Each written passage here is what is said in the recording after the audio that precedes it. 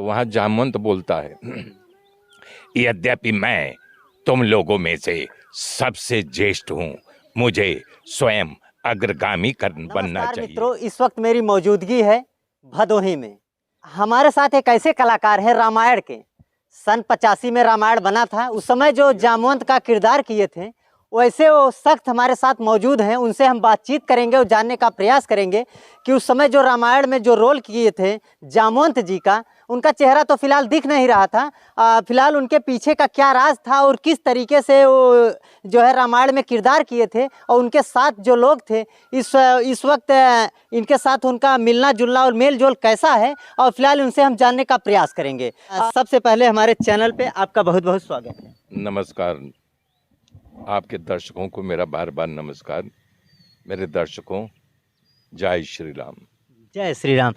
फिलहाल आप देख सकते हैं यही हैं दादाजी हैं। फिलहाल हम दादाजी कहेंगे इन्हें, क्योंकि जो रामायण में जामवंत जी का रोल किए थे, एक ऐसे कलाकार जिसे आज तक दुनिया नहीं समझ पाई कि वो हैं आखिर जामवंत तो बने हुए हैं, फिलहाल जामवंत हैं कौन।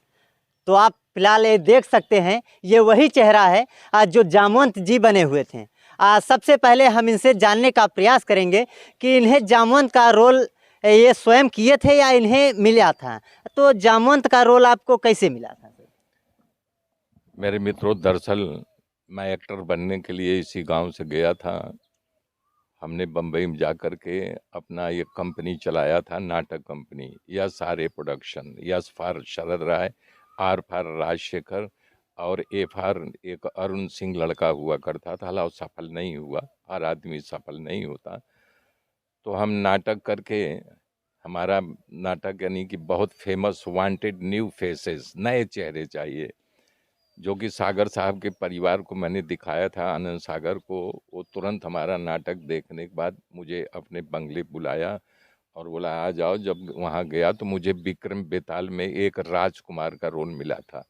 एक 5-7 मिनट का ये सीन था, लेकिन 1 टेक में ओके किया था। तो इसके डायरेक्टर हुआ करते थे प्रेम सागर जी, जो हमारे मित्र हैं, आज भी हैं, हमें तब भी मान सम्मान प्यार देते थे, आज भी देते हैं। तो यहाँ से दरवाज़ा खुल गया। तब उसके बाद इनका जब रामायण की कास्टिंग होने लगा तो सब जित विक्रम बेताल थे, अरुण गोविल, दीपिका जी, सुनील लहरी, दारा जी, अरविंद त्रिवेदी, सारे के सारे जितने एक्टर थे वही उनको, जिनकी जो अभिव्यक्ति थी, जैसा था उस ढंग से लोगों को वहाँ चयन किया और सीरियल बनाना शुरू किया।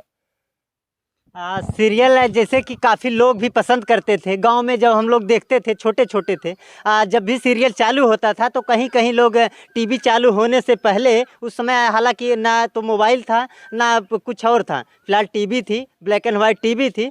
लोग जब टीवी चालू करने से पहले कई कई लोग देखे थे तो अगरबत्ती वहाँ पे जला दिए थे। बोलते हैं कि भगवान राम की प्रस्तुति हो रही है। इसमें काफ़ी लोग दिखेंगे, और हाथ जोड़ करके जब रामायण चालू होता था तो काफ़ी लोग, बच्चे, बूढ़े, बुजुर्ग, महिला, काफ़ी लोग वहाँ पे जुटे होते थे। तो उनके लिए आप क्या कहेंगे? देखिए, आज भी हमारा जो हिंदुस्तान है वो अपनी संस्कृति, अपनी सभ्यता से जुड़ा हुआ है ना। तो राममय दुनिया है, तो पहली बात राम की ऐसी गाथा जो विस्तार रूप से, हालांकि फिल्में बनी थी लेकिन टुकड़े, मतलब 1-2 घंटे के 3 घंटे थे। यहाँ तो शुरू से लेकर के, जन्म से लेकर के आखिर तक, तो सारा संसार, कई भाषाओं में रामायण बनी है। तो हमारा सारा हिंदुस्तान राममय बन गया था। इसलिए अगरबत्ती करते थे, माला फूल लेके बैठते थे कि अभी हमारे राम आएंगे, लक्ष्मण आएंगे, सीता आएंगी, सारे करेक्टर आएंगे। तो इसलिए सही सही राममय बन जाती थी दुनिया। उस किरदार में जैसे कि आपको बता दूं, वो रामायण में काफ़ी लोग थे, काफ़ी किरदार थे, और जितने भी किरदार थे सभी बहुत अच्छे तरीके से अपना काम और अपना एक्टिंग जो था बहुत अच्छे तरीके से करते थे। फिलहाल अब हम जानने का प्रयास करेंगे कि उसमें से एक किरदार और था सेबरी का, जो माता सेबरी बनी थी। अच्छा, उनका नाम क्या था और कहाँ की थी वो? मेरे ख्याल से, जहाँ तक नाम तो याद नहीं, सुनीता ऐसे कुछ नाम था, क्योंकि अभिव्यक्ति बहुत अच्छा एक्टिंग की थी जी। जो सबरी बना, लेकिन नाम नहीं याद आ रहा है। सरिता या सावित्री ऐसे कुछ नाम था, हालांकि है भी नहीं दुनिया में अब, जी। लेकिन बहुत अच्छा रोल किया था माता सबरी का। भावुकता का रोल था कि बैर को चखती है कि मेरे प्रभु श्री राम आए थे, वो जब बैर के पेड़ पे चढ़ी थी और उसको दिखाई दिए तो बड़े बड़े संत कहते हैं कि उनको ऐसा लगा बैर का पेड़ उनको पकड़ करके नीचे उतार दिया। सच्चाई थी, कूद पड़ी थी वो, और ऐसे कूदी भी थी वो। जब बोले राम आ गए, सागर साहब बोले देखो तुमको हम उतारेंगे, राम आ गए बोलेंगे, तब वो एकदम बेहबल हो जाना, बिखलना, रोने लगना, मेरे राम आ गए, मेरे राम आ गए। हाँ, इतना वो रियल कूद पड़ी थी। हलाव सागर साहब वहाँ गद्दे उद्दे सेफ्टी के लिए बिछाव समझते थे, भावुक लेडी कूद जाएगी, और रियल बैर के पेड़ से कूद पड़ी थी। मेरे राम आ गए, मेरे राम आ गए, भगी उनको माला फूल ऐसे बिखेरते हुए, आओ मेरे प्रभु राम। जैसे कि उनका जो किरदार था काफ़ी बहुत ही अच्छा था, लोगों को मन भी भाता था, काफ़ी लोग उन्हें पसंद भी करते थे।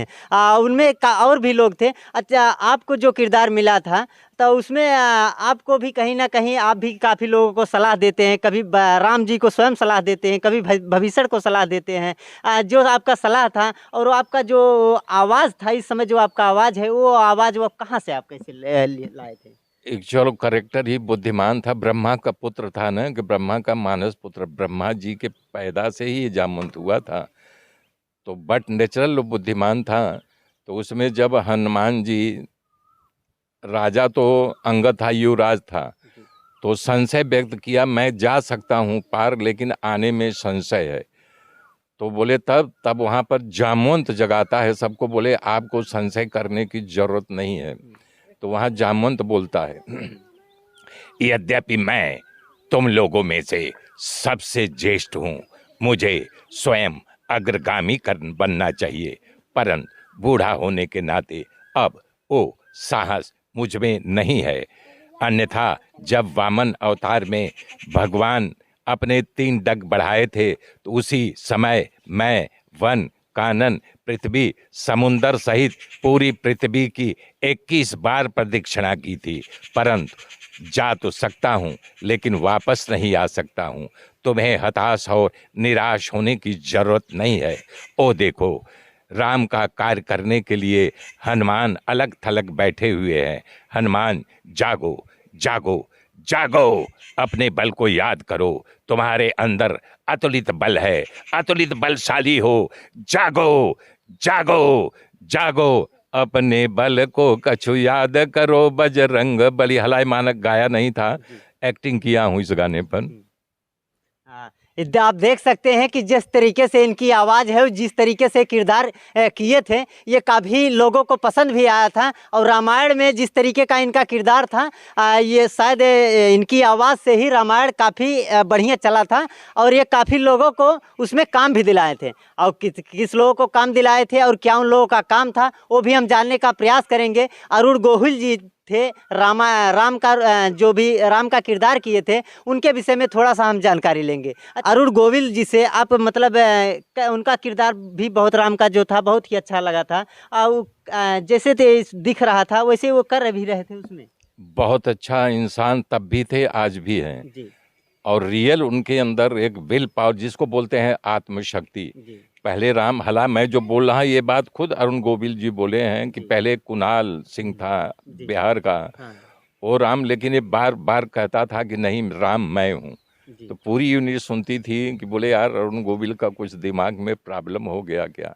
लेकिन धन है इनकी पैदा करने वाली माता, इनका इतना बल तेज था कि सही सही लास्ट में सागर साहब इनको ही राम बना करके तब उनको उत्साहित किया आगे बढ़ाने की कला सीख दे करके, और राम मैं बन गया अरुण गोविल।